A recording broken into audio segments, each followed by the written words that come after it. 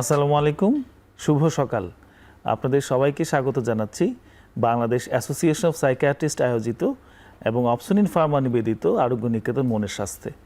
আপনাদের সঙ্গে আছি আমি ডাক্তার মোহাম্মদ তৈবুর রহমান রয়েল। আচ্ছা, আপনারা কি কখনো কোনো পোস্টার দেখেছেন, একটা বৃদ্ধ লোকের হারিয়ে যাবার পোস্টার? বা আপনাদের পরিচিত কোনো বয়স্ক মানুষকে দেখেছেন যিনি তার নাম পরিচয় ভুলে গেছেন বা উনি কাছের মানুষজনকে চিনতে পারছেন না? তো এই যে সমস্যাটা আমরা অনেক সময় দেখতে পাই, আজকে আমরা সেটি নিয়ে আলোচনা করব, সেই স্মৃতিভ্রংশ বা ডিমেনশিয়া রোগ নিয়ে। আমরা অত্যন্ত আনন্দিত যে আমাদের সঙ্গে এই বিষয়ে আলোচনার জন্য দুজন বিশেষ অতিথি উপস্থিত আছেন। আমি আপনাদের তাদের সঙ্গে পরিচয় করিয়ে দিচ্ছি। আমার বামে আছেন ডক্টর আহসানউদ্দিন আহমেদ, সহযোগী অধ্যাপক, জেরিয়াট্রিক অ্যান্ড অর্গানিক সাইকিয়াট্রি বিভাগ, জাতীয় মানসিক স্বাস্থ্য ইনস্টিটিউট। এবং আমার ডানে আছেন ডক্টর রিফাতুজ্জোহরা, সহকারী অধ্যাপক, মানসিক রোগ বিভাগ, ঢাকা মেডিকেল কলেজ। আপনাদের দুজনকেই আমাদের স্টুডিওতে স্বাগত জানাচ্ছি। স্বাগতম। এখন টিভির দর্শকদের স্বাগতম এবং বাংলাদেশ অ্যাসোসিয়েশন অফ সাইকিয়াট্রিস্ট যারা আমাদেরকে আজকে আমন্ত্রণ জানিয়েছেন, অসংখ্য কৃতজ্ঞতা তাদের প্রতি। স্যার, আমি আপনাকে দিয়েই স্যার শুরু করছি। আমার প্রথম প্রশ্ন, এই যে স্যার আমরা বললাম এই যে ভুলে যাওয়া, নাম পরিচয় ভুলে যাওয়া, বা এমনিতেও আমরা কিন্তু দৈনন্দিন জীবনে অনেক কিছু ভুলে যাই। কোথায় কোন জিনিসটা রাখলাম সেটি ভুলে যাচ্ছি, অনেক গুরুত্বপূর্ণ ঘটনা ভুলে যাচ্ছি, অনেক অ্যাপয়েন্টমেন্ট ভুলে যাচ্ছি। ভুলে যাওয়া জিনিসটা কি কোনো রোগ স্যার? সুন্দর প্রশ্ন। আসলে ঠিক ভুলে যাওয়াটা কোনো রোগ না, আসলে ভোলাটাই স্বাভাবিক। আপনি যদি ভুলতে না পারেন, দেখবেন যে অনেক কিছু আপনার মনের মধ্যে সবসময় থাকে, আপনার জীবনটা অনেক কমপ্লিকেটেড হয়ে যাবে। কাজে ভুলে যাওয়াটা একটা নর্মাল ফেনোমেনা, একটা নর্মাল প্রসিডিউর। ভুলে যাওয়া ইটসেলফ এটা কোনো রোগ না আসলে। কিন্তু কখন আমরা রোগ বলবো বা ভুলে যাওয়া কোনো রোগের লক্ষণ হয় আসলে, কিন্তু কখন রোগের লক্ষণ বলবো আমরা যখন এটা এমন একটা প্যাথোলজিক্যাল লেভেলে চলে যায় যে এই ভুলে যাওয়াটা আমার দৈনন্দিন স্বাভাবিক জীবনকে ব্যাহত করে ফেলছে। আমার যে ডেলি অ্যাক্টিভিটিস, যেমন আমরা তো অনেকগুলা লাইফের পকেট নিয়ে তো আমাদের জীবন, অনেকভাবে আমরা আমাদের জীবনকে বিস্তৃত করি, আমরা আমাদের জীবনকে পরিচালনা করি, অনেকগুলো পকেটে আমাদের জীবন। এই আমি শুধু যে আমি ডাক্তার হাসান বা সাইকিয়াট্রিস্ট হাসান তা তো না, আমার আরও অনেকগুলো লাইফ আছে। তো যখন আমি আমার লাইফগুলোকে, আমার লাইফের এই পকেটগুলোকে, যেমন ধরুন আমার personal life, social life, academic life, professional life, family life, এগুলোকে যখন আমি নর্মালি হ্যান্ডেল করতে পারবো, মেনটেন করতে পারবো, তখন হচ্ছে আমি নর্মালিটির মধ্যে আসি। নর্মালিটি একটা বিরাট রেঞ্জ আসলে। অ্যাবনর্মালিটি, নর্মালিটি ঠিক আমার মনের মতো হলে অ্যাবনর্মাল হবে, নর্মাল হবে, আমার মনের মতো না হলে অ্যাবনর্মাল হবে, তা না আসলে। ফলে এই লক্ষণ, ভুলে যাওয়া রোগের যখন লক্ষণ হিসাবে আসে, তখন যদি এটা আমার হয়, এমন হয় যে আমার লাইফের পকেটগুলোকে হ্যাম্পার করে ফেলছে, আমি আমার লাইফের পকেটগুলোকে আর স্বাভাবিকভাবে পরিচালনা করতে পারছি না, তখন এটা রোগের পর্যায়ে পড়বে এবং রোগের সিমটমের পর্যায়ে পড়বে। আবার বলি, ঠিক শুধু ভুলে যাওয়াটা কোনো রোগ না আসলে, এটা বিভিন্ন রোগের লক্ষণ হিসাবে আসতে পারে। তো স্যার আমরা কেন ভুলে যাই কেন স্যার? অনেক কারণে ভুলে যাই আসলে। কারণ ভুলে যাওয়াটা আমি তো প্রথমেই বললাম নর্মাল ফেনোমেনা। আচ্ছা, নর্মাল ফিজিওলজিক্যাল কারণে আমরা সঙ্গে ভুলে যাই, আবার প্যাথোলজিক্যাল কারণেও ভুলে যাই। তো ফিজিওলজিক্যাল কারণে আমরা যে ভুলে যাই, সেগুলো কিন্তু আমরা রিপেয়ার করতে পারি, আমরা হ্যান্ডেল করতে পারি, আমরা আবার একটা নর্মাল প্রসিডিউরে আনতে পারি। কিন্তু প্যাথোলজিক্যাল লেভেলে যেগুলো চলে যায়, তখন সেগুলো রোগের পর্যায়ে চলে যায়, তখন ঠিক সেটা আমার নিয়ন্ত্রণে থাকে না। যেমন ধরেন নর্মালি যদি আমরা ভুলে যাওয়ার কথা বলি, আমি যখন কোনো জিনিস শুনবো, যদি অ্যাটেন্টিভ ওয়েতে না শুনি, আমি কিন্তু ভুলে যাব। আচ্ছা, এক নম্বর। দুই নম্বর হচ্ছে আমি যখন শুনবো, আমি রেজিস্ট্রেশন করলাম না আমার, অর্থাৎ আমার মস্তিষ্কের মধ্যে আমি তার কথাটাকে নিলাম না, তখন কিন্তু আমি ভুলে যাব, পরে মনে থাকবে না এটা আমার। তারপর হচ্ছে আবার যখন আমরা শুনলাম, অ্যাটেনশন দিলাম, এটাকে আমার স্টোর করা প্রয়োজন হয় মেমোরিতে। এই স্টোরিংয়ের কতগুলো প্রসিডিউর আছে, সেগুলোকে আমি চালনা না করি, সেগুলো আমি সুইচ অন না করি, তখন কিন্তু আমার মেমোরিতে এটা স্টোর হবে না। আচ্ছা, যখন স্টোর হবে না, আমি ভুলে যাব, রিকল করতে পারবো না। স্টোর করার পর আবার রিট্রিভ করতে হয়, স্মরণ করতে হয়, মনে করতে হয়, সেই প্রসিডিউরও ঝামেলা হতে পারে, তখনও ভুলে যেতে পারি আমরা। আবার যেমন ধরেন কতটা নর্মাল অ্যাংজাইটির মধ্যে আছি আমি, তখন কিন্তু ভুলে যেতে পারি। তখন কোনো কথা শুনলে ভুলে যাই, হয়তো মনোযোগ দিলে আমরা ভুলে যাই। আমি কোনো স্ট্রেসের মধ্যে আছি, প্রচণ্ড মানসিক চাপের মধ্যে আছি, তখন কিন্তু অনেক কিছুই আমরা ভুলে যাই। তারপর যেমন ধরেন খুব যারা ডিপ্রেসিভ ডিসঅর্ডার, বিষণ্ণতায় থাকে, তারাও কিন্তু ভুলে যায়। কাজেই এক একটার প্যাথোলজি এক এক রকম। আবার যেমন ধরেন আপনি অনেক জিনিস মেমোরিতে আসে, আপনার নতুন কিছু মেমোরিতে আসলো, তখন কিন্তু পুরান জিনিসগুলো ঢাকা পড়ে যায়। আচ্ছা, তখন মনে হয় কি আমি এগুলো ভুলে গেছি। কিন্তু মজার ব্যাপার কি জানেন, আমরা কিছুই কিন্তু আসলে ভুলি না, সব কিছুই আমাদের মেমোরিতে থেকে যায়। কিন্তু সমস্যা হচ্ছে আমরা রিকল করতে পারি না অনেক সময়, এই বিভিন্ন এইসব কারণে আমরা রিকল করতে পারি না আসলে। ফলে এটা একটা নর্মাল ফিজিওলজিক্যাল ফেনোমেনা। আর যখন প্যাথোলজিক্যাল পর্যায়ে যায় জিনিসটা, তখন কি আমাদের ব্রেনের মধ্যে কিছু চেঞ্জ হয়। আমরা যেমন আপনি প্রথম যেটা বললেন যে ডিমেনশিয়া রোগ, বা স্যার, ভুলে আমরা যাওয়া রোগ। আরেকটু গভীরে স্যার একটু পরে আসবো স্যার আপনার কাছে। অসংখ্য ধন্যবাদ স্যার, আপনার কথা থেকে আমরা জানলাম যে আসলে ভুলে যাওয়াটা একটা স্বাভাবিক ঘটনা, আর যদি কোনো রোগ হিসেবেও চিন্তা করি অনেক রোগের উপসর্গ হিসেবে ভুলে যাওয়া আসতে পারে। তো অসংখ্য ধন্যবাদ। আমি ডক্টর রিফাতুল জোহরা আপনার কাছে যাচ্ছি, যে আমরা শুরুতেই বলেছিলাম স্মৃতিভ্রংশ বা ডিমেনশিয়া, এটি আসলে ঠিক কি বোঝায়, আপনি যদি একটু সহজে আমাদেরকে বলতেন। ডিমেনশিয়া হচ্ছে একটা নিউরোসাইকিয়াট্রিক ডিসঅর্ডার, মানে এটা ব্রেইন এবং আমাদের মানসিক দুটো মিলে সমন্বয়ে রোগটি হয়। তো এটি আসলে একটি দীর্ঘমেয়াদী রোগ, মানে ক্রনিক একটা রোগ, এবং এখানে যেটা হয় আমাদের বুদ্ধিমত্তা, আমাদের ব্যক্তিত্ব, তারপর হচ্ছে আমাদের মনে রাখার যে ক্ষমতা, এই সবগুলোতে একটি ইম্পেয়ারমেন্ট তৈরি হয়, যে কারণে দেখা যায় আমরা আগে যেরকম ব্যক্তিত্বের অধিকারী ছিলাম সেটা পরিবর্তন হয়ে যায়। আমরা মনে রাখতে পারি না, বিশেষ করে মনে রাখতে কি পারি না, যে নতুন কোনো ইনফরমেশন আমরা হঠাৎ করে ক্যাচ করতেও আমাদের সমস্যা হয়, এবং ক্যাচ করলেও সেটা আর কি আমাদের মস্তিষ্কে স্টোর করতে পারি না, বা পরবর্তীতে রিকল করতেও আমাদের সমস্যা হয়। তার মানে একটা ব্রেনের রোগ, এটা বিষয়ে আমরা নিশ্চিত হলাম। তাহলে এটা কাদের হয় মূলত? ডিমেনশিয়া রোগটি মেইনলি হয় হচ্ছে একটু যারা বয়স্ক, যেমন আমরা যদি বলি 60 বা 65 বছরের বেশি যারা, তাদের ক্ষেত্রে বেশি হয়, এবং মহিলারা বেশি আক্রান্ত হয়। এছাড়া যাদের পরিবারে কারো ডিমেনশিয়া রোগের ইতিহাস থাকে, মানে বংশগত ইতিহাস তারপর- যদি থাকে। জি, পরিবারের বাবা মা বা অন্য কাছের সদস্যদের ডিমেনশিয়ার যদি ইতিহাস থাকে, জেনেটিক্যাল কোনো ইস্যু যদি থাকে, যেমন স্পেসিফিক কিছু ডিমেনশিয়াতে কিছু জিন মিউটেশনের মাধ্যমে হয় সেটা, তারপর হচ্ছে কিছু মেডিকেল কন্ডিশন যেমন আনকন্ট্রোলড হাই ব্লাড প্রেশার যদি থাকে, আনকন্ট্রোল ডায়াবেটিস মেলাটাস যদি থাকে, কারো রক্তে চর্বির পরিমাণ যদি বেশি থাকে, কারো যদি হেড ইনজুরির ইতিহাস থাকে, কারো যদি হচ্ছে কিছু নিউট্রিশনাল ডেফিসিয়েন্সি থাকে, এরকম বিভিন্ন কারণে ডিমেনশিয়া হতে পারে। আচ্ছা, অসংখ্য ধন্যবাদ, আপনি অনেক বিস্তারিতই বলেছেন। আমরা আবার আপনার কাছে আসব। স্যার, আমি আপনার কাছে আবার ফিরে আসছি। এই যে স্যার, আমরা কিছুটা জানতে পারলাম যে এটা আসলে ব্রেনের একটা সমস্যা, এবং এই কারণে তার ব্যক্তিত্ব, বুদ্ধিমত্তাতে অনেক পরিবর্তন আসে, তার স্মৃতিশক্তিতে পরিবর্তন আসে, এবং একটা অনেক রকম কারণেই হতে পারে। ডক্টর রিফাত কিছুটা বলছিলেন, সেটা কিভাবে হয়, মানে ঠিক আমাদেরকে যদি একটু সহজভাবে বুঝিয়ে বলেন যে আসলে এই কারণগুলোর কারণে কিভাবে এই রোগটি আসলে আস্তে আস্তে তৈরি হচ্ছে। প্রথম কথা আমরা বলি কি, ডিমেনশিয়া হচ্ছে একটা নিউরো ডিজেনারেটিভ ডিসঅর্ডার। আচ্ছা, আবার ডিজেনারেশন ছাড়াও ডিমেনশিয়া হয়, সেক্ষেত্রে আমরা যেটা বলি রিভার্সিবল ডিমেনশিয়া, নন রিভার্সিবল ডিমেনশিয়া। নন রিভার্সিবল ডিমেনশিয়া যেগুলো হয়, যেগুলো আসলে ভালো হওয়ার কোনো রাস্তা নাই আসলে, আচ্ছা। প্রোগ্রেসিভলি খারাপ হতে থাকে এগুলো। আর রিভার্সিবলগুলো ইজিলি আবার ভালো করে ফেলা যায়, যেটা উনি বললেন যে নিউরোসাইকেট্রিক একটা প্রবলেম। এখন নিউরোসাইকেট্রিক যখন বলবেন আপনি, ডেফিনেটলি এটা তো ব্রেইন ডিসঅর্ডার, বাট আমরা কেন সাইকেট্রির মধ্যে নিয়ে আসি আসলে? আপনি যদি অ্যাজ এ হোল চিন্তা করেন, আমরা যদি ব্রেনটাকে বলি হার্ডওয়্যার, আমরা যে আচরণগুলো করি এটা হচ্ছে সফটওয়্যার। কাজেই ডিমেনশিয়াতে যে আচরণগুলো হয় সব হচ্ছে ম্যাক্সিমাম সাইকেট্রিক বিহেভিয়ারগুলো হয় আসলে, সাইকেট্রির সাথে রিলেটেড বিহেভিয়ারগুলো হয়। এখন কেন হয় এটার উনি একটু হিন্টস দিলেন যে জেনেটিক হয়, এবং এটা হচ্ছে বয়সের একটা ব্যাপার আছে। ওয়েস্টার্ন ওয়ার্ল্ডের স্টাডি থেকে দেখা গেছে আসলে 65-এর পরে ডিমেনশিয়াটা খুব বেশি প্রমিনেন্ট হতে থাকে। 65 থেকে শুরু হয় যদি আপনার, তখন দেখা যায় 65-এর পরে যারা বয়স বাড়তে থাকে ডিমেনশিয়ার রেটও বাড়তে থাকে আসলে। 65 থেকে 74 যদি আমি ধরি, আমেরিকান স্টাডিতে দেখা গেল যে 65 থেকে 74 ইয়ার্সের মধ্যে আপনার ইউজুয়ালি 5 to 10% ডিমেনশিয়া ডেভেলপ করে। আচ্ছা, আবার যদি আমি 74-এর উপরে যাই, 85 পর্যন্ত যাই, তখন দেখা যায় 53% লোকদের ডিমেনশিয়া ডেভেলপ করে, এবং এটা ম্যাক্সিমাম ডিউ টু আলঝেইমার্স। আচ্ছা, ডিমেনশিয়াটা প্রধান কজ হচ্ছে আলঝেইমার্স, এবং আলঝেইমার্স এটাতেই বেশি হয়, আলঝেইমার্স ডিজিজ যেটা আমরা বলি, এটাতেই হয়, এবং এটা নিউরোডিজেনারেটিভ ডিসঅর্ডার। এবং যেখানে জেনেটিক কজটা কি হয় আসলে, প্রথম কথা হচ্ছে আমাদের প্রত্যেকের জিনের মধ্যে কিন্তু এই কোড জিনিসগুলো আছে, কিন্তু সবার ক্ষেত্রে ফেনোটাইপিক্যালি এটা এক্সপ্রেসড হয় না। আচ্ছা, কেন এক্সপ্রেসড হয় না? কারণ ডিমেনশিয়া ডেভেলপ করা কিন্তু খুব প্রোটেক্টিভ অনেকগুলো মেকানিজম আছে আমাদের। একটা আবার আছে কি, আবার অনেকে ভুল করি আমরা, এইজ অ্যাসোসিয়েটেড মেমোরি ইম্পেয়ারমেন্ট বলি আমরা। আচ্ছা। বয়সের সাথে সাথে এক ধরনের ভুলে যাওয়া রোগ হয় মানুষের, ওটা কিন্তু ডিমেনশিয়া না। এগুলো আমরা ক্লিনিক্যালি অনেক সময় ডিফারেন্সিয়েট করি। তো ডিমেনশিয়ার ক্ষেত্রে যেটা হয় কি, আমরা খুব কমন একটা হাইপোথিসিস হচ্ছে বা সায়েন্টিফিক এক্সপ্লানেশন হচ্ছে অ্যামাইলয়েড হাইপোথিসিস।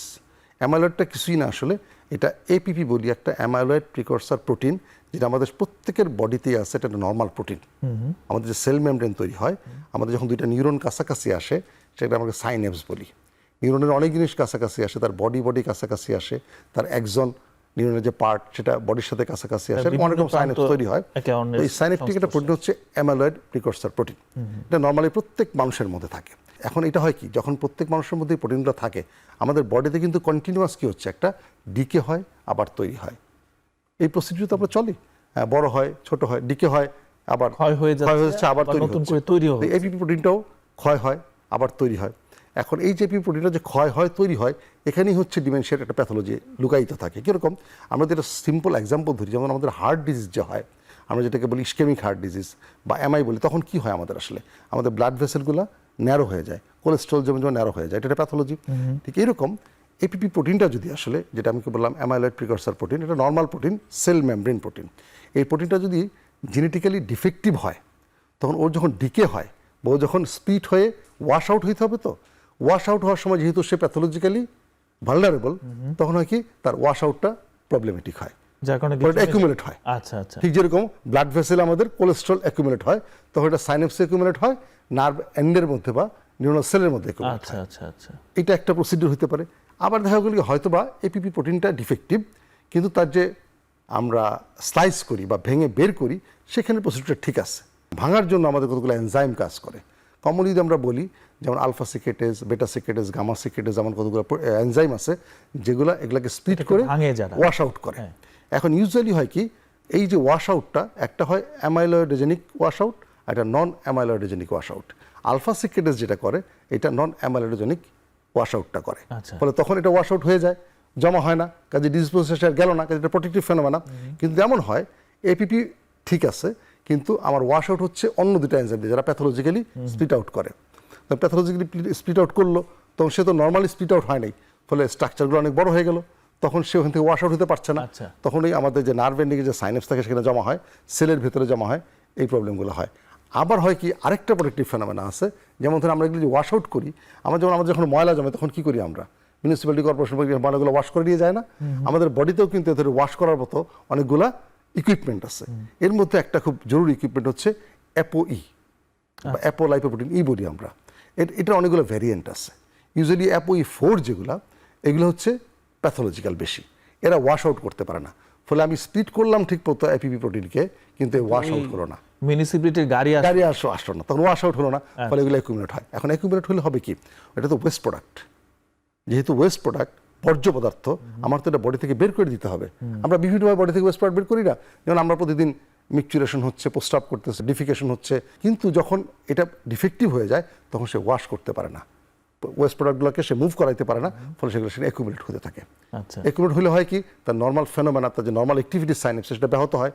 তখন কি হয়, এখানে ডিজেনারেটিভ চেঞ্জ হয়, অর্থাৎ নিউরাল ড্যামেজ হতে তার মানে তখন ক্ষয় হতে থাকে, নিউরনগুলো ড্যামেজ হতে থাকে, ড্যামেজ হতে থাকে, ফলে সে তখন একটা প্যাথোলজিক্যাল প্রসিডিউরের মধ্যে যায়।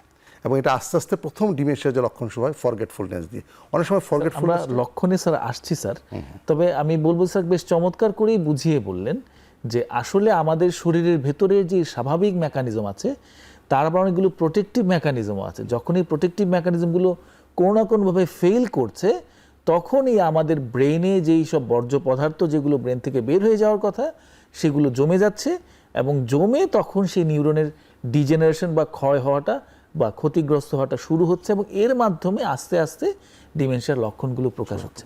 অসংখ্য ধন্যবাদ স্যার খুব বিস্তারিত বুঝিয়ে বলার জন্য।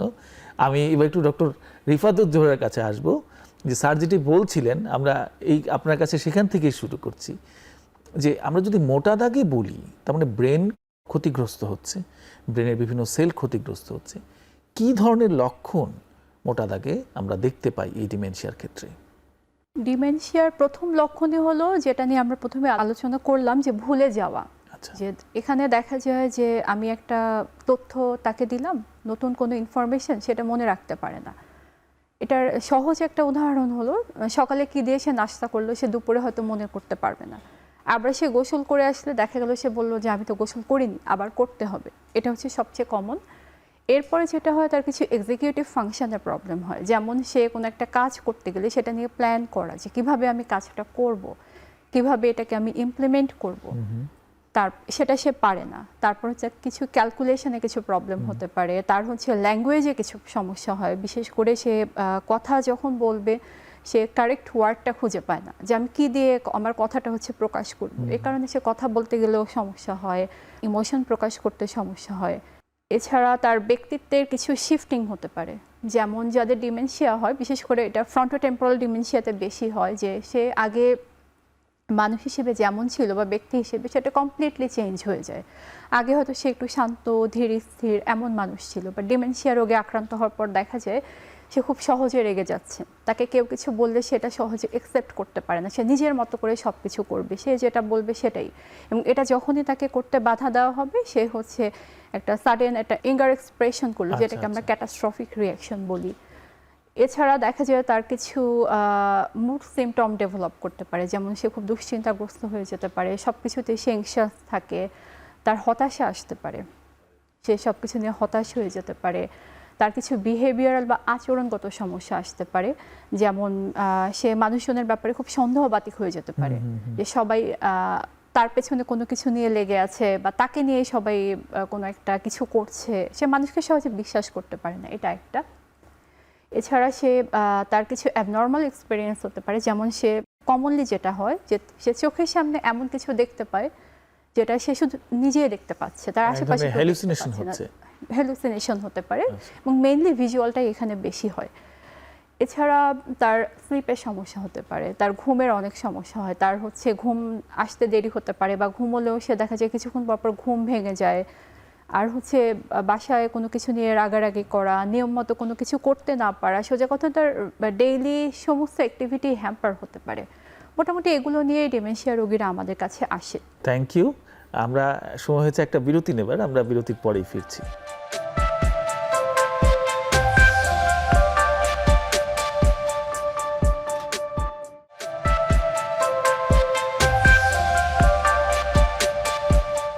ফিরে আসলাম বিরতির পর। অপসনিন ফার্মা নিবেদিত আরোগ্য নিকেতন মনের স্বাস্থ্যে। তো বিরতির আগে আমরা কিছু সাধারণ লক্ষণ আমরা ডক্টর রিফাতুজ্জোরের কাছে শুনলাম। স্যার, আমি আপনার কাছে ফিরে আসছি। স্যার, আপনি কি স্যার আরও কিছু যোগ করতে চান কি না?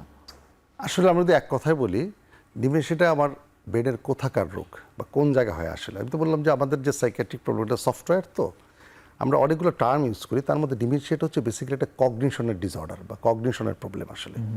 এখন তাহলে আমার দর্শকরা বলতে পারেন যে হোয়াট ইজ কগনিশন। আসলে সোজা বাংলায় যদি বলি, আসলে কগনিশন হচ্ছে আমার চিন্তার প্রক্রিয়া, আমার বোধ বুদ্ধি চিন্তা, আমি যেভাবে চিন্তা করি সেটাই আমার কগনিশন। এখন এই কগনিশনের মধ্যে অনেক কিছু ইনক্লুডেড হয়, তার মধ্যে আমি যে মনোযোগ দিই, অ্যাটেনশন, এটা আমার কগনিশনের পার্ট, আমার মেমোরি আমার কগনিশনের পার্ট, আমার লার্নিং আমার কগনিশনের পার্ট, তারপরে যখন ধরেন আমার ল্যাঙ্গুয়েজ, আমি যে ভাষা ইউজ করতেছি এটাও আমার কগনিশনের পার্ট, তারপরে ধরুন পারসেপশন, কেউ জিনিসটা পারসিভ করি, এগুলো আমার কগনিশনের পার্ট, তারপরে ধরেন আসে আমাদের যে একটা জিনিসকে রিজনিং করা এবং তাকে একটা প্রবলেম সলভ করা, এটাও কিন্তু কগনিশনের পার্ট। তো রিজনিং, প্রবলেম সলভিং এগুলো কিন্তু খুব ডিফিকাল্ট, এক্সিকিউটিভ ফাংশন এগুলো আমার কগনিশনের পার্ট। তারপর আমার থিঙ্কিং প্রসেস আমার কগনিশনের পার্ট। তারপরে যেমন ধরেন আমার যদি বলি যে জাজমেন্ট, তারপরে হচ্ছে এগুলো আমার সব এবার কগনিশনের পার্ট। কগনিশন একটা বিরাট জিনিস, এবং আমরা আসলে আমাদের কগনিশনের মধ্যেই ডুবে আসি। আসলে আমরা যা কিছু করি আমাদের কগনিশন থেকেই করি কিন্তু আসলে। আচ্ছা। এবং এখানে যেটা হয় কি, ডিমেনশিয়াতে বেসিক্যালি প্রবলেম হয় তিনটা জিনিসে। একটা হচ্ছে ইন্টেলেক্ট, মেমোরি আর পার্সোনালিটি। এখন ইন্টেলেক্ট তো বুদ্ধিমত্তার তো সমস্যা হয়, যেহেতু আমি যেটা বলবো একটা ডিজেনারেটিভ প্রবলেম হয়, ফলে তার বুদ্ধিমত্তায় ঘাটতি ঘটে, তার যে এক্সিকিউটিভ ফাংশনগুলো আছে সেগুলো পারফর্ম করতে পারে না, ফলে তার যে আমি লাইফের পকেটগুলো বললাম সেগুলো হ্যাম্পার্ড হয়। তখন সে তার নর্মাল যে ডেইলি অ্যাক্টিভিটিস আছে, একজন ব্যক্তি হয়তো নর্মালি উনি বাজার করতে পারতেন, হিসাব করতে পারতেন, বিল দিতেন, তার এই অ্যাক্টিভিটিসগুলো হ্যাম্পার্ড হয়েছে, সে আর পারছে না, তখন ভুলে যাচ্ছেন। এবং এখানে এই ক্ষেত্রে হয় কি, রিসেন্ট মেমোরিগুলো ভুলে যায় সে, তার হয়তো রিমোট অনেক দিন আগের মেমোরি তার মনে থাকে, তখনই রুগীরা একটু পাজলড হয়ে যায়, তার তো আগের সব মনে আছে, ভুলে যায় কেন, এবং রুগীরা খুব বিরক্ত হয়ে যায় ওনাদের প্রতি। এটা কখনোই হওয়া যাবে না, কারণ উনি এমন একটা প্রসিডিউরের মধ্যে যাচ্ছেন আসলে, খুবই এটা প্যাথেটিক এবং ওনার জন্য খুব কষ্টকর। খুব হাইলি ইন্টেলেকচুয়াল একজন মানুষ, যিনি প্রচুর কাজকর্ম করতেন, এখন কিছুই মনে করতে পারতেছেন না, এটা তার জন্য প্রচণ্ড কষ্টকর। কাজে রিসেন্ট মেমোরিগুলো সে সবচেয়ে বেশি ভুলে যায়, এবং রিমোট মেমোরিও আস্তে আস্তে ইনভলভড হয়। খুব এটাতে ইম্পেয়ারমেন্ট আস্তে আস্তে হয়, তো যখন পুরোপুরি গ্লোবালি ইম্পেয়ারমেন্ট হয়ে যায় তখন তার পাস্টের মেমোরি এসে ভুলে যায়, এটা খুব সিভিয়ার কন্ডিশনে হয়।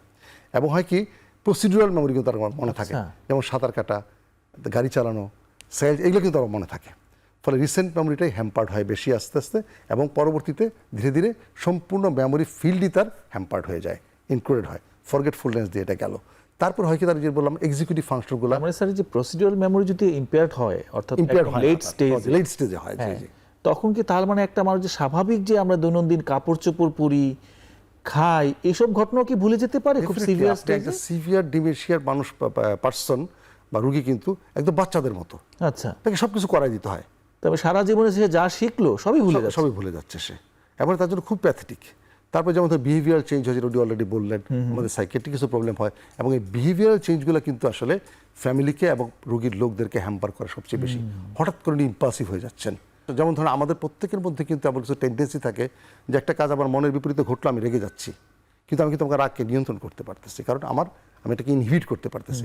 ওনাদের হয় কি ডিসইনহিবিশন হয়, অর্থাৎ যে কোনো আচরণ ইম্পালসিভলি হুট করে ফেলে, ফলে বিহেভিয়ার নানা রকম প্রবলেম হয়। এই ডিসইনহিবিশনের কারণে আরও কিছু প্রবলেম হয়, যেমন দেখা যাচ্ছে কিছু একদম সোশ্যালি আনএক্সেপ্টেবল বিহেভিয়ার করে ফেলে ওনারা, যেগুলো খুবই এমব্রাসিং হয়। হ্যাঁ, ফলে এই প্রবলেমগুলো নিয়ে যখন আসে রোগীরা এগুলোতে বিব্রত হয় খুব বেশি, এবং ফরগেটফুলনেসটা আস্তে আস্তে এমন অবস্থায় হয় রোগী কিছুক্ষণ আগের কথা মনে রাখতে পারে না। আচ্ছা, এবং এই ক্ষেত্রে সবচেয়ে ভয়ঙ্কর জিনিস যেটা হয়, যেহেতু সে তার লোকজনদেরকে চিনতেছে না, টাইম বুঝতেছে না, কোথায় আছে সে জানে না, ফলে সে হারিয়ে যায়। আপনি যেটা প্রথম দিয়ে শুরু করলেন যে এটা দিয়ে যে আসলে বিজ্ঞাপন দেখা যায় এবং বয়স্ক লোক হারিয়ে গেছেন, কিন্তু তার চিনে আসতে পারে না, ফলে খুবই প্রবলেমেটিক এই জিনিসগুলো হয়। আর এই কগনিটিভ ইম্পেয়ারমেন্টটা, অর্থাৎ আমি যেটা তিনটা কথা বললাম, ইন্টেলেক্ট, মেমোরি, পার্সোনালিটি, ওই যে আচরণগুলো আমি বললাম যে সে এমন সব আচরণ শুরু করে যেটা আসলে তার পার্সোনালিটির সাথে যায় না। কারণ আমাদের পার্সোনালিটিটা কী জিনিস আসলে, আমাদের পার্সোনালিটির মধ্যে কিন্তু দুইটা কম্পোনেন্ট থাকে আসলে। কী কম্পোনেন্ট থাকে? একটা হচ্ছে আমার মেন্টাল ফাংশন জড়িত থাকে, আমার থিঙ্কিং প্রক্রিয়া জড়িত থাকে, আর হচ্ছে আমার বিহেভিয়ার জড়িত থাকে। ফলে আমার পুরো মেন্টাল প্রক্রিয়াটাই তখন ডিফেক্টিভ হয়ে যায়, ফলে আমার আচরণগুলো ডিফেক্টিভ হয়। কারণ আমি সেই কথা কখনো বলবো না যে আমার মেমোরিতে নাই, আমি সেই কাজ করব না কখনো যা আমার চিন্তার মধ্যে নাই। ফলে আমার থিঙ্কিংটা কিন্তু খুব ইম্পর্টেন্ট। ফলে আমার থিঙ্কিং প্রসেসের মধ্যেই যখন গন্ডগোল হয়ে যায়, তখন আমার আচরণ এমনিতেই ইম্পেয়ার্ড এবং প্রবলেমেটিক, আমূল বদলে যাচ্ছে।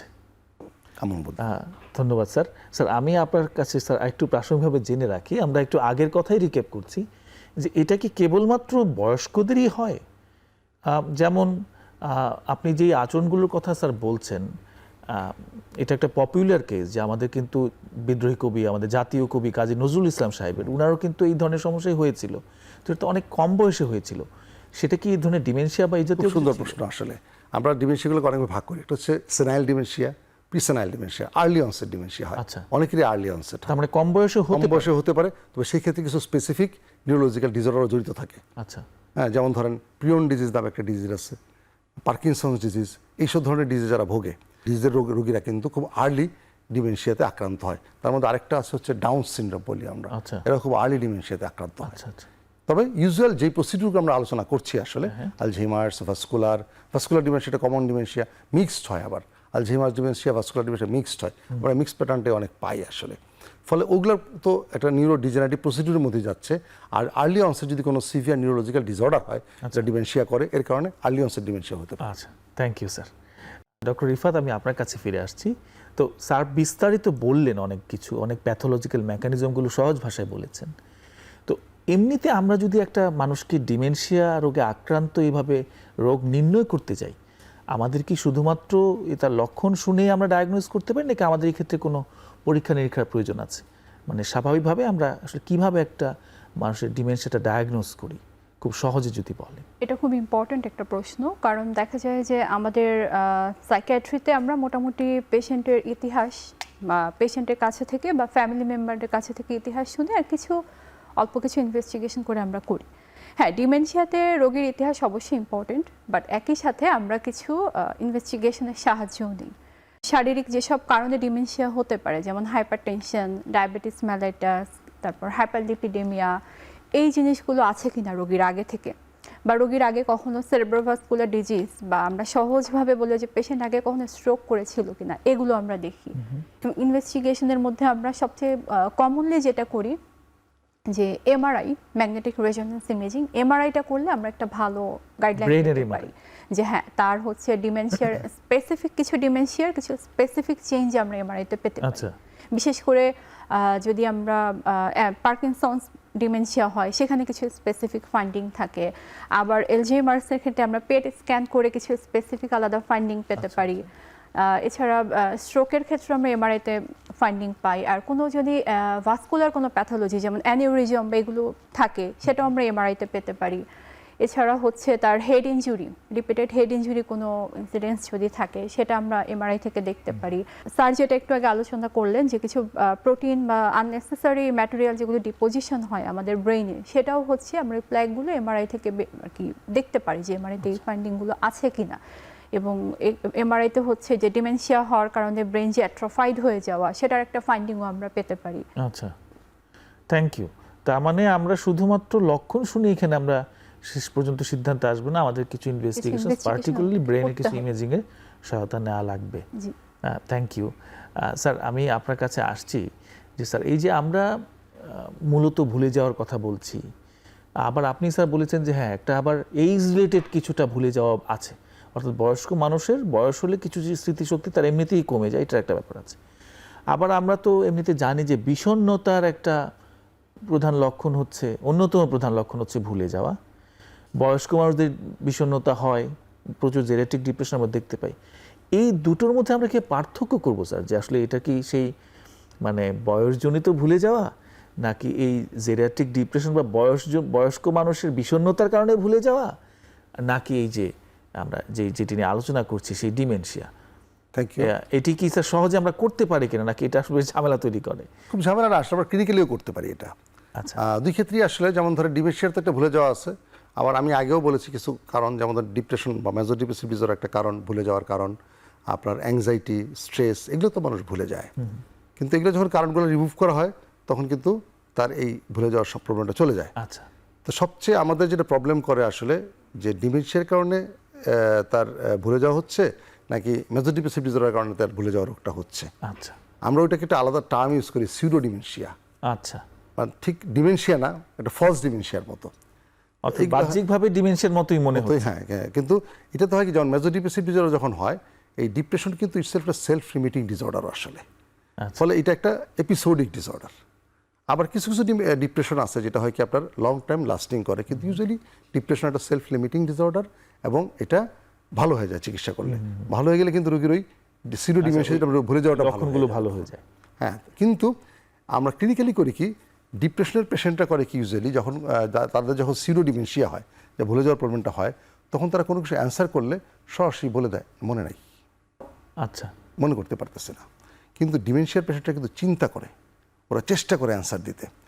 এটার কারণ হচ্ছে কি আপনার বেসিক্যালি ক্লিনিক্যাল কারণ হচ্ছে মেজর ডিপ্রেসিভ ডিসঅর্ডারের রোগে যখন কোনো রোগী ভোগে বা কোনো পার্সন ভোগে, তখন তার কিছুতেই ভালো লাগে না আসলে, তার ল্যাক অফ প্লেজার, তার মুড ডিপ্রেসড, সে কোনো কিছুতেই আনন্দ পায় না। ফলে আমি যদি কোশ্চেনটা করলাম এটার অ্যান্সার দিতেও তার কাছে প্রয়োজন বোধ হয় না, সে উৎসাহ পায় না অ্যান্সার দেওয়ার, ফলে সে মনে করার চেষ্টাও করে না। আচ্ছা, আচ্ছা। কিন্তু ডিমেন্টিক পেশেন্ট যারা আলঝেইমার্স হোক, ভাস্কুলার হোক, তারা কিন্তু তাদের তো ডিপ্রেশন তখন ডেভেলপ করে নাই, তখন কিন্তু সে এটা অ্যান্সার দেওয়ার চেষ্টা করে, কারণ তার তো ওই স্টেজটাতে নাই যে সে কথা বলতে, ইন্টারাকশন করতে আর ভালো লাগছে না বা প্লেজার ফিল করতেছে না, এরকম কিন্তু হয় না তাদের। তারা কিন্তু ইন্টারাকশন করতে প্লেজার ফিল করে, সোসাইটির সাথে থাকতে বা ফ্যামিলি এনভায়রনমেন্টে থাকতে পছন্দ করে। কিন্তু ডিপ্রেশন রোগী তো এরকম না, ফলে তার এই প্যাথোলজিটা এরকম হয়, তার কোনো কিছু ভালো লাগছে না, আপনার সাথে ইন্টারাকশন করতেও ভালো লাগতেছে না, ফলে সে অ্যান্সারটা দিতেও সে প্রয়োজন বোধ করতেছে না। কিন্তু ডিমেন্টিক পেশেন্টটা ঠিক উল্টোটা, তারা চাচ্ছে অ্যান্সারটা দিতে, কিন্তু সে রিকল করতে পারতেছে না। কাজে এই যে ডিপ্রেশনের যে সিরো ডিমেনশিয়া যেটা আমরা বলি, ডিপ্রেশন যখন ভালো হয়ে যাবে তখন কিন্তু তার এই সিরো ডিমেনশিয়াটা ভালো হয়ে যাবে। আর ক্লিনিক্যালি তো আমরা একটা বলি যেটা আমরা সিটি স্ক্যান করি বা এমআরআই করি ব্রেনের। স্যার আমি আপনার এই কাছে এই বিষয়ে আসবো একটা বিরতির পরে স্যার।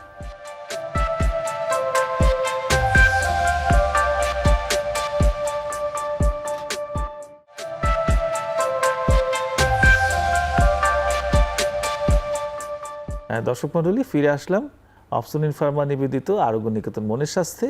স্যার যেই প্রসঙ্গে আমরা ছিলাম, যে অর্থাৎ আমরা যদি চিকিৎসা করি বা এপিসোডিক্যালি যদি সেলফ লিমিটিংয়ের কারণে যদি ডিপ্রেশন বা অন্যগুলো ভালো হয়ে যায়, সাথে সেই সিডো ডিমেনশিয়াও ভালো হয়ে যাচ্ছে, তার লক্ষণগুলো চলে যাচ্ছে, কিন্তু ডিমেনশিয়ার ক্ষেত্রে সেটি হচ্ছে না, এই কথাতে আমরা ছিলাম। এবং আবার বলছি না যে আমরা কিছুটা ডিফারেন্সিয়েট করতে পারি, যদি আমরা সিটি স্ক্যান করি ব্রেনের, এমআরআই করি, তখন ব্রেনের চেঞ্জ পাবো। আচ্ছা, ডিপ্রেশন রোগীদের ক্ষেত্রে কিন্তু এই চেঞ্জগুলো আসবে না। আচ্ছা, এভাবে আমরা ডিফারেন্সিয়েট করতে পারি। আর ডিমেনশিয়াটা হচ্ছে কি একটা প্রোগ্রেসিভ ডিসঅর্ডার, তো আস্তে আস্তে আস্তে আস্তে এটা হয়, কোর্সটাও ভিন্ন। আচ্ছা, আর মেজর ডিপ্রেসিভ ডিসঅর্ডার তো যেটা আমরা ডিপ্রেসিভ ডিসঅর্ডার বলি, এটা কিন্তু এরকম লং টার্ম কোর্সের ডিসঅর্ডার না। এটা একটা সার্টেন পিরিয়ড, ধরুন লাস্ট 1 মান্থ, 14 ডেজ, 1 মান্থ, এই ধরনের হলে আমরা তখন সিমটমগুলো ডেভেলপ করলে আমরা ডিপ্রেশনের মধ্যে থেকে নিয়ে আসি এটাকে। কাজে এইভাবে আমরা ডিফারেন্সিয়েট করতে পারি। আর দুটো ট্রিটমেন্ট তো সম্পূর্ণ আলাদা, ফলে অনেকভাবে করা যায়। আর এক্ষেত্রে যেটা হয় কি আসলে পেশেন্টের প্রিমরবিড পার্সোনালিটি খুব ইম্পর্টেন্ট, অর্থাৎ রোগ হওয়ার আগে তার ব্যক্তিত্ব কেমন ছিল, এইটা প্রত্যেকটা ক্ষেত্রেই আমাদের রোগকে হ্যাম্পার করে। আমাদের সাইকিয়াট্রির প্রত্যেকটা পেশেন্ট তার প্রিমরবিড পার্সোনালিটির সাথে অনেক ইম্পর্টেন্ট ফিচার নিয়ে এসে হাজির হয়। আমাদের এক একজনের প্রিমরবিড বলতে আমরা বুঝি অর্থাৎ রোগ হওয়ার আগে তার ব্যক্তিত্ব কেমন ছিল, রোগ হওয়ার আগে তার আচার আচরণ, তার ইন্টারাকশন কেমন ছিল। একদম রোগ হওয়ার পর দেখা যায় সম্পূর্ণ বিপরীত হয়ে যায়। যখন এই চেঞ্জগুলো হয় তখন আমরা ডিফারেন্সিয়েট করতে পারি। এবং এই প্রিমরবিড পার্সোনালিটি বা পার্সোনালিটি প্যাটার্ন কিন্তু আমাদের প্রত্যেকটা সাইকিয়াট্রিক ডিসঅর্ডারের প্যাটার্ন চেঞ্জ করে দেয়। আচ্ছা, ফলে আমাদের প্রত্যেকটা মানুষকে বা প্রত্যেকটা সাইকিয়াট্রিক পেশেন্টকে অ্যাসেস করতে গেলে তার পার্সোনালিটি অ্যাসেস করা খুবই জরুরি, এবং প্রিমরবিড পার্সোনালিটি অ্যাসেস করা খুবই জরুরি। Thank you sir. Doctor Rifat, আমরা তো অনেক কিছুই আলোচনা করলাম, বেশ বিস্তারিত আমাদের আলোচনা হচ্ছে। আমাদেরকে এবার একটু চিকিৎসার ব্যাপারে বলবেন যে ডিমেনশিয়ার আসলে কি ধরনের চিকিৎসা অ্যাভেলেবল আছে?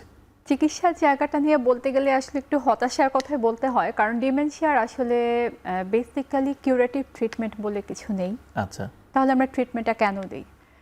আমরা আসলে ট্রিটমেন্টটা দিই যে এটা ডিজিজের যে প্রোগ্রেশনটা সেটাকে একটু স্লো করার জন্য, যে প্রোগ্রেশনটা যতটা র্যাপিড হতো আমরা ট্রিটমেন্টের জন্য একটু যেন এটা স্লো হয়ে যায়, এ কারণেই মেইনলি আমরা ট্রিটমেন্ট দিই।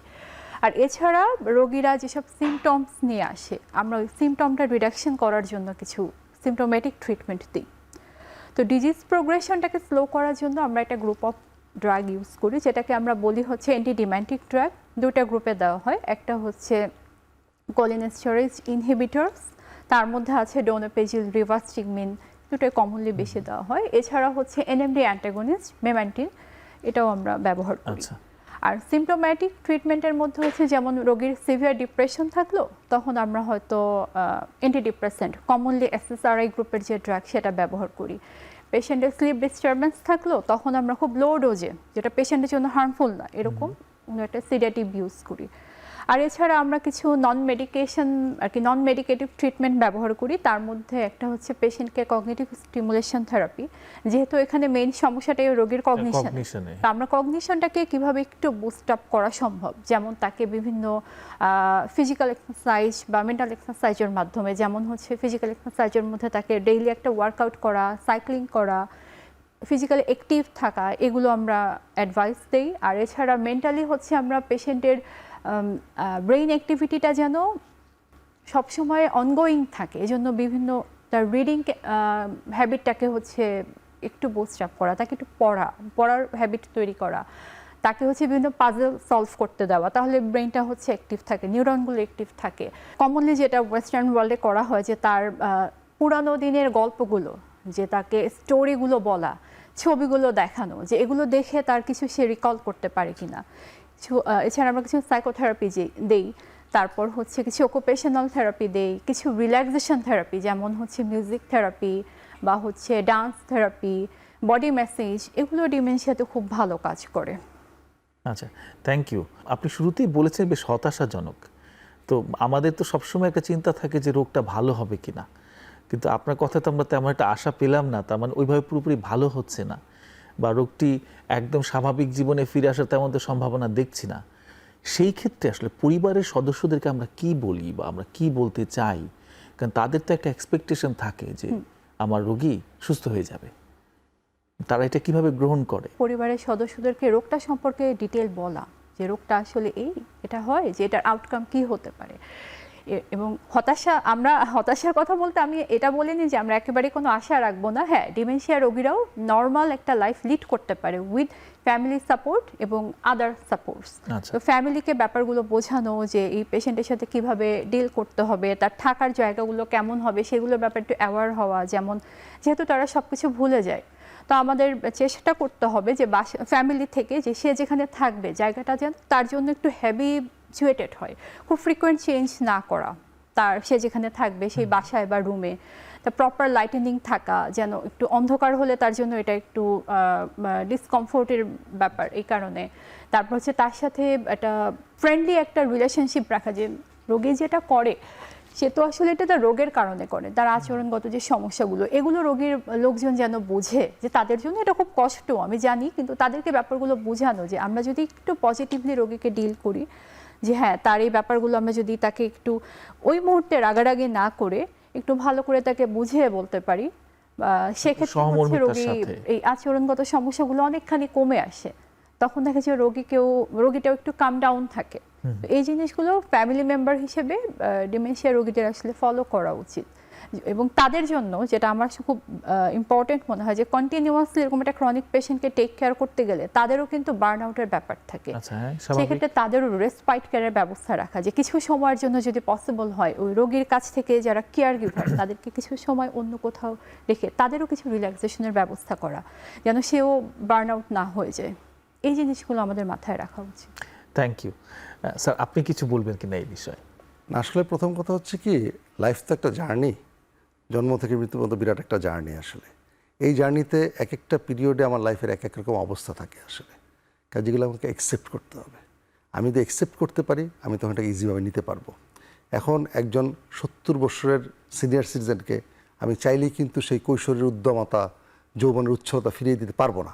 কিন্তু প্রত্যেকটা বয়সের সৌন্দর্য আলাদা আসলে। কৈশোরের যে সৌন্দর্য, আপনার সিনিয়র সিটিজেন যে আজকে 70-তে আছেন, তার জীবনের সৌন্দর্য ডিফারেন্ট।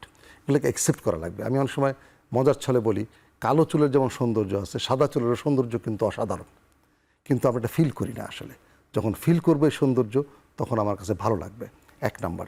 2 নাম্বার হচ্ছে কি, আমরা তো কি অমরত্ব পাবো না, কাজে লাইফ আমার একদিন দি এন্ড হবেই। কাজে আমাদের উদ্দেশ্যটা কি ট্রিটমেন্টের? সব রোগী কি ভালো হয়? ডায়াবেটিস রোগ কি ভালো হয়? কিন্তু আমরা কি করি? ওষুধ দিই না, চিকিৎসা করাই না। হাইপার টেনশন কি ভালো হয়? চিকিৎসা করি না।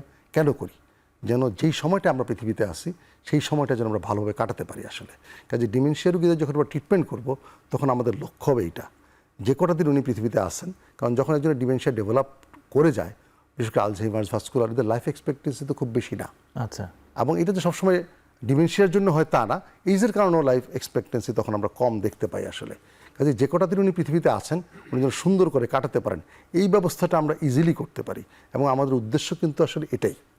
ভালো হইলো কি খারাপ হইলো বা কতটুকু ভালো করতে পারলাম, এটা তো আছেই, সেটা পরের বিষয়। কিন্তু আমি সেই যে কটা দিন উনি পৃথিবীতে আছেন, যে নিজের সুন্দরভাবে কাটাতে পারেন, এটার জন্য যে উনি যেটা বললেন, ফ্যামিলি সাপোর্টটা খুব জরুরি। আর সবচেয়ে বড় কথা কি জানেন, ব্রেন হচ্ছে এমন একটা জিনিস, আমরা সবসময় বলি use it or lose it. কাজে ব্রেনকে যদি আপনি ইউজ করেন, দেখবেন যেটা লংজিভিটি বাড়তেছে। আচ্ছা, আর আমি যদি ইউজ না করি, ওই জং ধরে যাওয়ার মতো, তখন এই অ্যাপারেটাসগুলো আর কাজ করবে না। আচ্ছা, ফলে এই ধরনের পেশেন্টদের যাদের হাইলি এক্সিকিউটিভ ফাংশনিং থাকে, আগে তাদেরকে ওই অনুযায়ী কাজকর্ম করানো, অভ্যস্ত করানো। আমাদের একটা কমন টেন্ডেন্সি কি জানেন, আমি জানি রুগীটা ডিমেনশিয়া। স্যার আমি আপনার কাছে আসবো স্যার, আমাদের সময় হয়েছে একটা সর্বশেষ বিরতি নেবার। আমরা সর্বশেষ বিরতির পরেই ফিরছি।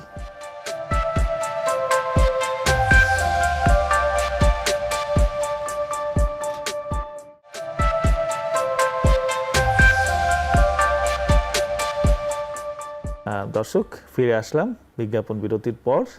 অপসনিন ফার্মা নিবেদিত আরোগ্য নিকেতন মনের স্বাস্থ্যে। স্যার যেটি বলছিলেন, যে আমাদেরকে আসলে চেষ্টাটা করে যাও, যাতে একটা যতদিন বেঁচে থাকবো বা যতদিন একটা বয়স্ক মানুষ থাকবেন পৃথিবীতে, উনি যাতে গ্রেসফুলি থাকতে পারেন। এইটা সূত্র ধরেই স্যার আমি আপনার কাছে আরেকটা প্রশ্ন নিয়ে আসি, যে স্যার তাহলে কি এটা প্রতিরোধ করার কি কোনো উপায় আছে কিনা? আচ্ছা, প্রতিরোধের ব্যাপারটা হচ্ছে কি, প্রথম হচ্ছে কি, আমরা যেমন অ্যামাইলয়েড হাইপোথিসিসের কথা বললাম, এগুলো হয় এখন, এগুলো রিসার্চের পর্যায়ে আছে আসলে। যদি আমরা আগে থেকে এই ধরনের কোনো ভ্যাকসিন তৈরি করতে পারি, তাহলে হয়তো এটা ডিলে করা যাবে, প্রতিরোধ করা যাবে কিছুটা। কিন্তু এই প্রতিরোধের আরও কতগুলা আমাদের সোশ্যাল এবং ন্যাচারাল প্রসিডিউর আছে, যেগুলো আমরা ডিমেনশিয়াকে ডিলে করাতে পারি। আচ্ছা, যেমন ধরেন, ডিমেনশিয়ার আগে অনেক রোগী দেখা যায় কি, এদের লাইফে অনেকবার ডিপ্রেসিভ ডিসঅর্ডারে ভুগলো ওরা।